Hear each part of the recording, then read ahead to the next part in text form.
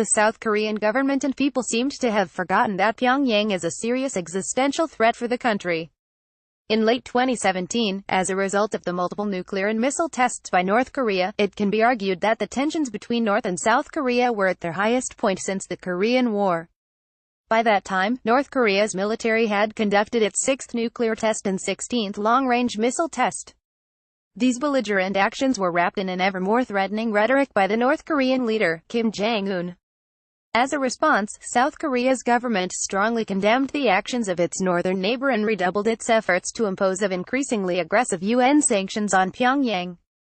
Tensions between the two countries grew to the point that Washington repeatedly expressed its readiness to go to war with North Korea if it did rein in its aggressive actions. Just when the conflict seemed to dangerously spin out of control, Kim Jong-un shrewdly managed to dramatically diffuse the tensions with South Korea without having to make any significant concessions or modify his stance. He just had to make a simple announcement. By announcing that North Korea would send an Olympic delegation to the Pyeongchang 2018 Olympics, Kim Jong-un managed to instantly diffuse most of the pressure exerted on it by the South Korean government. Without making any significant reconciliatory promises or moves, he obtained significant political and economic dividends.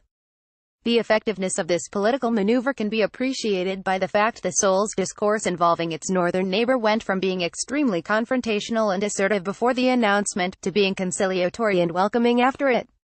Before North Korea's announcement of its intention to participate in the Olympics, both South Korea and the United States responded to Pyongyang's unprecedented military activities with their own military drills and sought tougher UN sanctions on the North. For example, North Korea's missile test on November 29, 2017, President Moon Jae-in strongly condemned the tests and promised a stern response to Pyongyang's provocations. This assertiveness was reflected in Seoul's preparations to conduct its own missile test. Moreover, Seoul and Washington took further steps to significantly increase the pressure on Pyongyang by pushing for tougher UN sanctions on North Korea's oil trade, textile exports and overseas workers. All of these political, diplomatic and military movements were extensively covered by the South Korean official media in a very confrontational way. This barrage of attacks and warnings in the South Korean media came to a screeching halt when Kim Jong-un announced the intention of North Korea to participate in the Olympic Games. By simply announcing its intention to participate in the Pyeongchang Olympics, North Korea was able to transform the confrontational and assertive discourse in the South Korean media into a reconciliatory and friendly one. At the demand of the North Korean regime, Seoul agreed to postpone the joint South Korea-USA military exercises scheduled to take place before the Olympics. Also, Seoul offered to warmly welcome the North Korean delegation and cover all of the expenses for their participation. This friendly treatment of the North significantly irritated Seoul's vital ally, the United States.